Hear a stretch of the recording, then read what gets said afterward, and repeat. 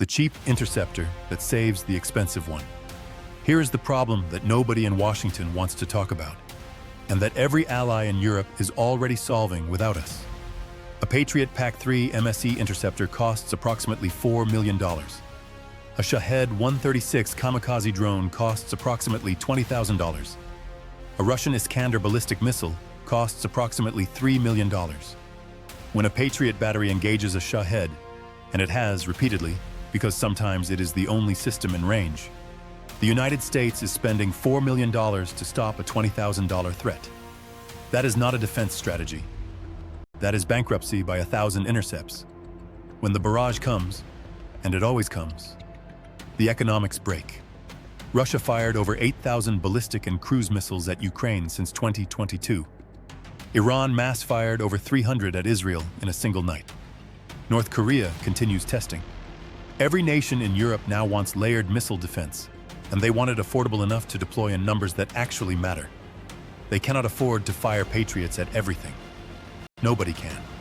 Ukraine saw this problem before anyone else because Ukraine was getting hit by everything before anyone else. And Ukraine's defense industry, born in wartime, tested under fire, producing solutions at a speed no peacetime bureaucracy can match, built an answer. It is called Freya.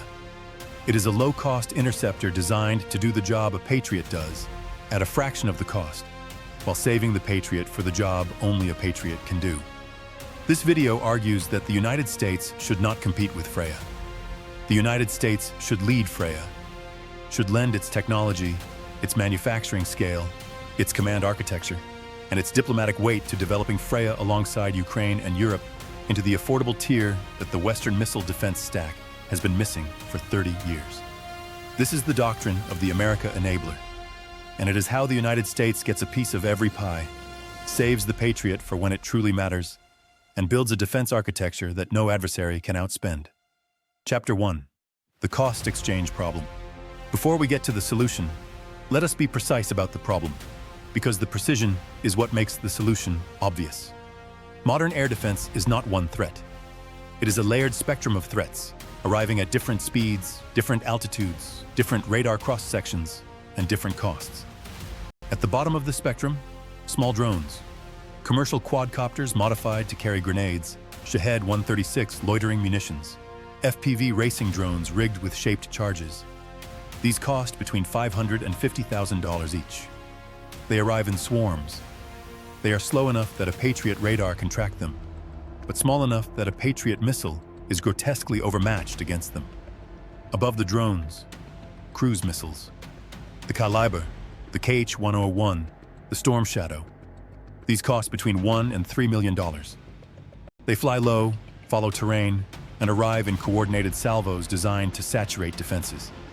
A Patriot can engage them, and does, but at $4 million per interceptor, the cost-exchange ratio is negative on every single shot. Above the cruise missiles, short-range ballistic missiles. The Iskander, the Tochka-U, the KN-23. These cost between $2 and $6 million. They descend at hypersonic speed. They maneuver in the terminal phase. The Patriot PAC-3 MSE is designed to kill them, and it does, brilliantly. But at $4 million per shot, against a missile that costs $3 million, you are bleeding money on every successful intercept. And at the top, intermediate range and intercontinental ballistic missiles, hypersonic glide vehicles, fractional orbital bombardment systems. These are the threats that the Golden Dome, the $1.75 trillion American homeland defense architecture, is being built to stop. These are the existential threats. These are what the expensive interceptors are for. The problem is that the current architecture uses the expensive interceptors for everything. A Patriot battery does not get to choose what comes at it. It engages whatever crosses its horizon. And when a Shahed drone arrives, and the Patriot is the only system in range, the operator fires a $4 million missile at a $20,000 drone. Because the alternative is letting the drone through, and the drone kills people. This is the cost exchange problem. It is not theoretical. It is happening right now, every single night in Ukraine. And it is the reason that Ukraine's defense industry, Firepoint specifically, built Freya. Chapter 2. Enter. Freya. Freya is not a Patriot replacement. Let's be clear about that from the start. Freya is the tier below Patriot, the affordable interceptor that handles the volume of threats that are too expensive to ignore and too cheap to justify a Patriot. Think of it as the infantry of the missile defense stack. The Patriot is the special forces. The Freya is the line unit that holds the ground so the special forces can be deployed where they are actually irreplaceable. The centerpiece of Freya is the FP7.X interceptor, built by Ukrainian defense company Firepoint. It is a lightweight, compact missile built from composite materials specifically to drive down production cost. Publicly disclosed specifications: a speed of 1,500 to 2,000 meters per second, firmly in the class required to engage ballistic targets during terminal descent, 7.25 meters in length, fuselage diameter of 0.53 meters. An image infrared seeker supplemented by a semi-active homing seeker supplied by Diehl Defense of Germany. The design philosophy is practical. Use proven Western guidance expertise, the Diehl seeker, where necessary, while building the interceptor body and launcher around a Ukrainian industrial base capable of producing lower-cost effectors at scale. The result is a missile that can engage the full spectrum of lower-tier threats: drones, cruise missiles, and short-range ballistic missiles, at a cost per shot that is a fraction of a Patriot interceptor. But Freya is more than a missile. It is an architecture. And this is where it becomes strategically interesting to the United States. Freya is designed from the ground up as an open architecture, NATO standard system. It does not replace a nation's existing sensors and command networks. It plugs into them. The concept explicitly lists candidate long-range radars: the Saab Giraffe 8A and 4A, the Thales Groundmaster 400, and the Hensoldt TRML-4D. For fire control and illumination, the continuous wave radar beam that a semi-active seeker needs to track its target, Freya can use the Weibel GFTR 2148 or the Leonardo Kronos Land. The launcher is a light mobile unit produced by Firepoint. Command and control runs through Kongsberg's Fire Distribution Center, a solution already deployed across Allied air defense programs. The protocol layer is the most important part. Freya is built around Link 16, the NATO standard tactical data link under STANAG 5516, the backbone for interoperability with every Allied air defense network on the continent. Ukraine signed a license agreement in May 2025 for use of the NATO CRC system interface, enabling Link 16 integration. Ukraine's Delta Situational Awareness platform is already connected. Additional communications include the Asterix protocol for radar connectivity and a full duplex data link for in-flight course correction of the FP7.X during its terminal engagement. What this means: Freya is not just a missile and a launcher. It is a networked interception node designed to plug into whatever command, sensor, and communications environment a nation already operates. You do not buy a new radar. You do not build a new command center. You buy the interceptor, connect it to what you have, and you have a new layer of defense. The partners are already at the table: Germany, France, Norway. The semi-active seeker comes from Diehl Defense. The radar options come from Hensoldt and Leonardo. The command and control comes from Kongsberg. Italy was involved and is expected to return. This is a European-Ukrainian coalition, building a product for the European-Ukrainian missile defense market. And the United States is not in the room. That is the problem. And it is also the opportunity. Chapter 3. America leads. Here is the doctrine. The United States should not build a competitor to Freya. The United States should lead Freya, should lend its technology, its industrial capacity, its command architecture, and its diplomatic weight to developing the FP7.X alongside Ukraine and Europe, and in doing so, make Freya the standard affordable interceptor for the entire Western alliance. Let's break down what American leadership looks like, concretely. First, technology transfer. The FP7.X is an excellent design, but it is being built by a Ukrainian company under wartime conditions, with European partners providing components. The United States has the deepest missile defense technology base in the world. Raytheon, Lockheed Martin, Northrop Grumman, the Missile Defense Agency. American industry has decades of experience in seeker miniaturization, propulsion efficiency, composite airframe manufacturing, and, critically, terminal phase guidance algorithms for ballistic missile interception. The United States should lend this expertise to the FP7.X program, not to take it over, to make it better, to improve the seeker, to increase the reliability of the terminal engagement, to push the cost per unit down further by optimizing the manufacturing process. American engineering, applied to a Ukrainian-European design, produces an interceptor that is cheaper, more capable, and producible at a scale neither could achieve alone.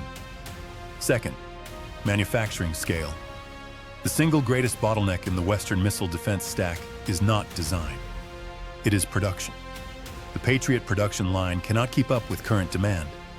The European missile defense industry is maxed out. Ukraine is producing under active missile attack. The United States is the only nation on Earth with the industrial depth to produce interceptors by the thousands. The same industrial base that produced tens of thousands of missiles during World War II and the Cold War.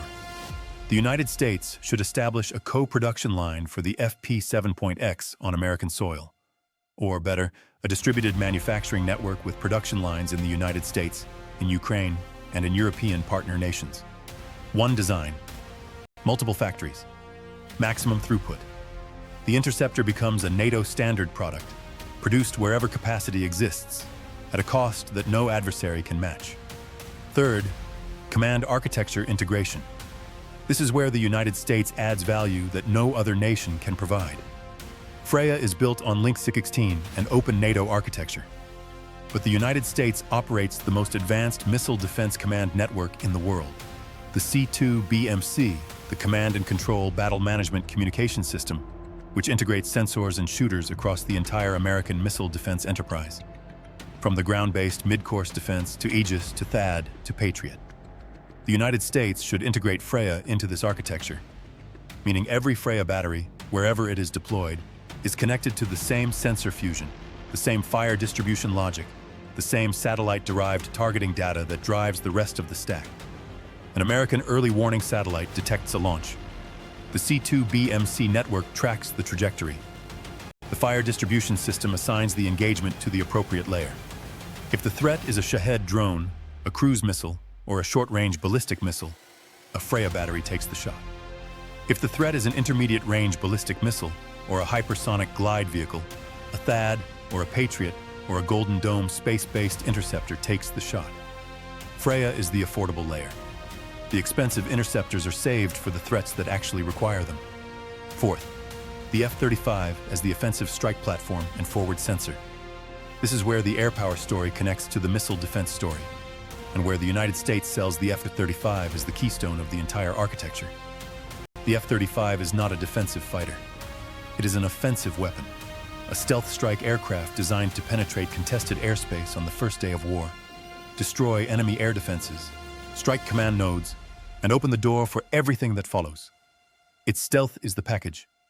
Its internal weapons bays carry precision munitions that no radar can see coming. Its sensor fusion, the most advanced in any aircraft on Earth, detects threats before any ground-based radar can, tracks them, and feeds the data into the command network. The F-35 is the spear. It goes forward, invisible, into the enemy's airspace and breaks things that need breaking. The F-35, the command network, and Freya are one system. And the United States is the only nation that can build the connections between them. This is the America Enabler Doctrine in its purest form. The United States does not need to own the missile. It needs to own the architecture. And the architecture, the Link 16 backbone, the Kongsberg fire distribution, the satellite sensor fusion, the AI-enabled command and control, the F-35 as forward node, is where American industry already leads. Chapter 4. The tiered defense model. Let's be precise about where Freya sits in the stack, because the tiering is the entire argument. Tier 1, the top, is the Golden Dome. Space-based interceptors operating in boost and ascent phase, catching ballistic missiles in the first minutes of flight when they are slowest and brightest. This is the exotic, expensive, American-only layer. $175 billion to $1.75 trillion.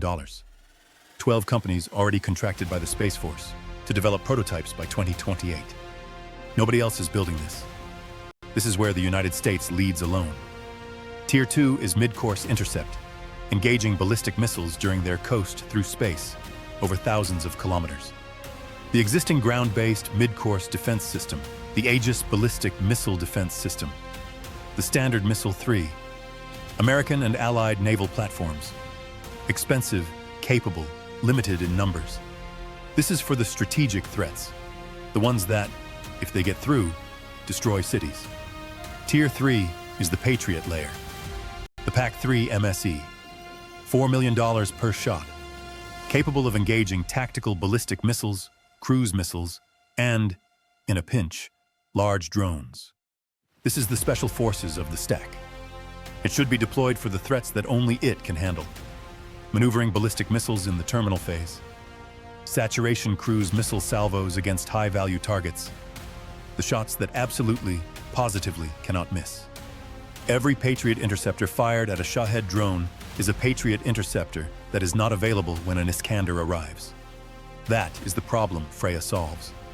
Tier 4, the bottom, is Freya, the affordable interceptor, designed to handle the volume, the drones, the cruise missiles, the shorter-range ballistic threats that arrive in numbers too large for the expensive layers. At a cost per shot that is a fraction of a Patriot, Freya can be deployed in the numbers required to actually hold the line. Every Freya battery that intercepts a Shahed saves a Patriot interceptor for the Iskander. Every Freya engagement against a cruise missile preserves a THAAD or a GMD interceptor for the strategic threat. Freya is the layer that makes the expensive layers sustainable. This is the argument that should go to Congress, to the Pentagon, to every allied defense ministry. Freya does not replace Patriot. Freya saves Patriot. Freya makes the Patriot available for the missions that only the Patriot can do. The tiered model, Golden Dome at the top, mid-course interceptors, Patriot, and Freya at the base, is an architecture where each layer is used for what it does best. No more $4 million interceptors against $20,000 drones. The cheap threat gets the cheap interceptor. The expensive threat gets the expensive interceptor. The stack becomes economically sustainable for the first time in history. And the United States, by leading Freya's development and integration, is at the center of every layer. Every Freya battery deployed by any ally includes American technology, American manufacturing, American command integration. Every sale is a piece of the pie. Chapter 5. The Ukraine-Europe-America Triangle. The political dimension matters as much as the technical one. And here is where the United States can demonstrate the grace that no competitor can replicate. Ukraine built Freya because Ukraine had to. No other nation has faced the full spectrum of modern air and missile threats at this intensity for this long. Ukraine's defense industry, Firepoint, and the broader ecosystem has produced innovations under wartime conditions that would take a decade in piecemeal bureaucracy. The Freya concept, the FP7.X interceptor, the open architecture integration philosophy. These are Ukrainian innovations, born of Ukrainian necessity. Europe is partnering because Europe needs the product. Germany, France, Norway, and Italy see a market for an affordable interceptor that can protect their cities and critical infrastructure without the cost of a full Patriot fleet. They bring the seeker technology, the radars, the command and control, the industrial capacity. The Freya Coalition is a European-Ukrainian project with continental ambitions. The United States should join, not as a customer, not as an observer, but as a leader. As the nation that says, we see what you have built. We see that it works. We want to help you make it better, make it cheaper, make it available to every ally who needs it. And we want to connect it to the architecture that only we can build. This requires 3 things from Washington. 1, a formal partnership framework. The Department of Defense establishes a trilateral development program, the United States, Ukraine, and the European Freya Coalition, to co-develop the next generation of the FP7.X, American technology transfer in seeker design, propulsion, and terminal guidance. American manufacturing scale, Ukrainian design and battlefield experience, European components and industrial capacity. The interceptor becomes a trilateral product, and every nation that buys it gets a system that is better than any of the 3 could have produced alone.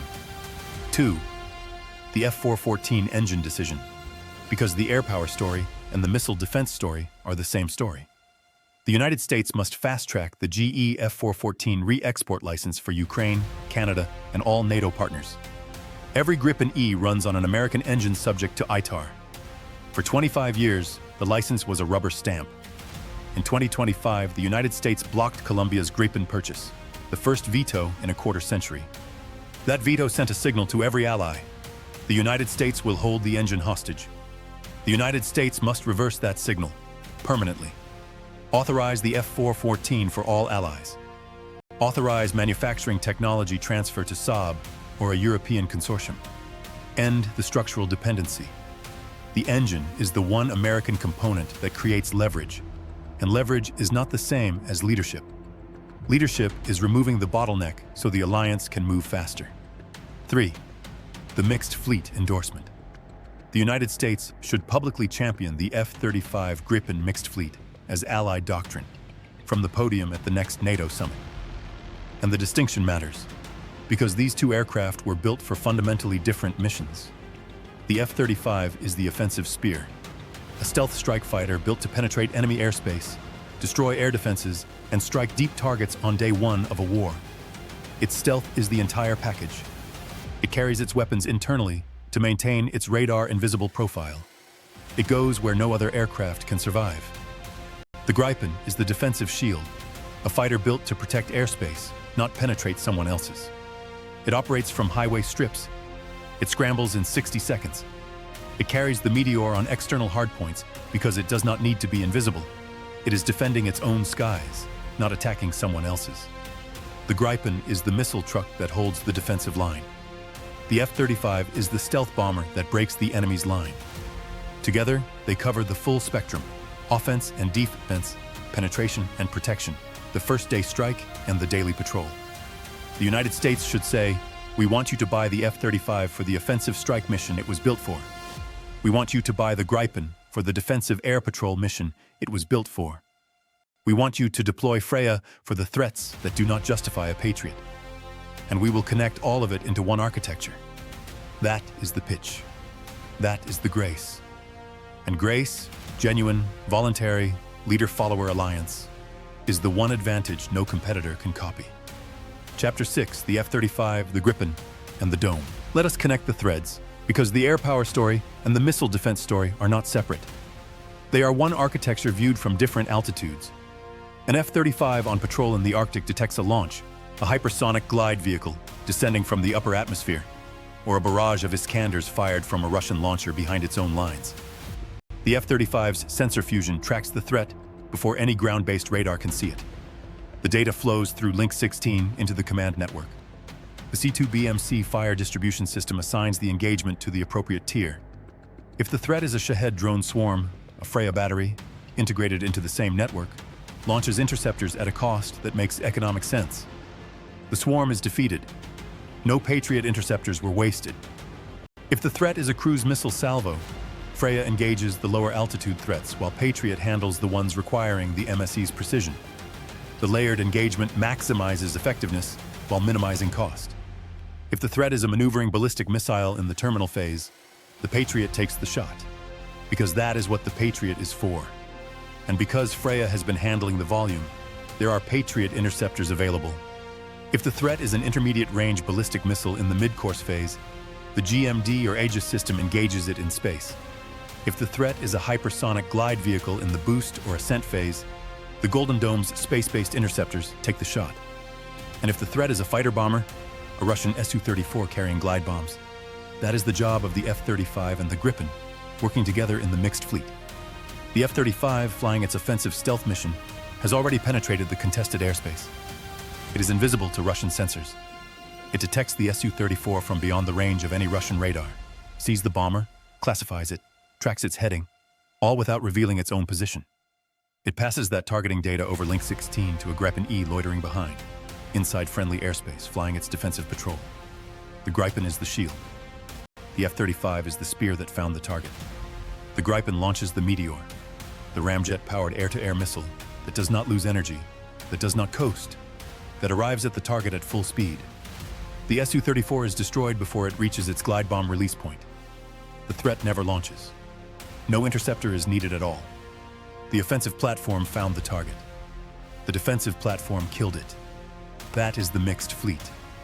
This is the architecture. The F-35 is the offensive strike fighter, the stealth spear that penetrates, detects, and breaks. The Gripen is the defensive fighter, the highway-based shield that patrols, intercepts, and holds the line. Freya is the affordable interceptor. Patriot is the precision terminal layer. THAAD and GMD are the midcourse layers. The Golden Dome is the top. Every system has a role. Every role is necessary. And the United States, by leading Freya, by championing the mixed fleet, by building the command network that connects it all, is the nation at the center of every engagement. The pitch to Congress. This is not spending. This is investment. Every dollar spent on Freya development is a dollar that saves $4 in Patriot interceptors. Every Freya battery deployed by an ally is an American integrated node in a global architecture that no adversary can match. Every F-35 sold alongside a Gripen is a sale that might not have happened in an all-or-nothing model. The United States does not lose by enabling. The United States wins by enabling. Chapter 7, the Grace Argument. Here is the part that matters most, and the part that will be hardest for some in Washington to accept. The United States has a choice. It can be the nation that blocks, the nation that withholds the F-414, that protects Patriot from competition, that tries to force every ally into an all-American stack. That approach worked when there was no alternative. But there is an alternative now. Europe is building it. Ukraine is building it. And if the United States blocks, it will not stop the alternative. It will only ensure that the alternative is built without American participation, without American integration, and without American revenue. Or the United States can be the nation that leads. The nation that says, we will develop Freya alongside Ukraine and Europe. We will lend our technology. We will provide our manufacturing scale. We will connect it to our command architecture. We will champion the mixed fleet. We will fast-track the F-414. We will do all of this with such genuine enthusiasm for our allies' success that every nation on Earth wants the United States at the table. The grace is not weakness. The grace is strategy. The nation that leads Freya is the nation that is present at every missile defense deployment, every integration, every sale, for the next 30 years. The nation that blocks Freya is the nation that watches from the outside while Europe and Ukraine build the affordable interceptor layer without it. And here is the thing about grace in great power competition. It is the one advantage that cannot be copied. Russia cannot do grace. China cannot do grace. They can build weapons. They can offer financing. They can undercut on price. But they cannot offer what the United States can offer. A genuine, voluntary leader-follower alliance where every nation is more capable because the United States is in the room, lending its technology, scaling its production, connecting its architecture, and saying, we want you to succeed. That is the American advantage. That is the one thing no competitor can replicate. And it is the one thing the United States must never squander. The original Gripen Doctrine video argued that the Gripen was the most strategically relevant aircraft in the European theater. The argument was vindicated. The vindicated video argued that the Gripen, enabled by the United States and paired with the F-35, was the foundation of a Western air power doctrine more capable than any pure fleet alternative. That argument is being proven in Canada, in Ukraine, and across the eastern flank. This video argues something larger, that the United States, by leading Freya alongside Ukraine and Europe, by building the tiered defense model where the cheap interceptor handles the volume and the expensive interceptor is saved for what only it can do, by championing the mixed fleet, by connecting every sensor and every interceptor and every fighter into one architecture, can be the enabler of a defense architecture that spans the globe, that it can get a piece of every pie, that it can do it with grace, and that the doctrine, the America Enabler Doctrine, is the one that wins. Not the nation that blocks, the nation that builds, not the nation that forces, the nation that enables, not the nation that competes with its allies, the nation that makes its allies more capable than they could ever be alone. One interceptor was built to be affordable. One fighter was built to defend. One stealth jet was built to strike. One dome was built to protect. And one nation, if it chooses grace over leverage, can connect them all into the doctrine that wins. The Freya Doctrine. America leads.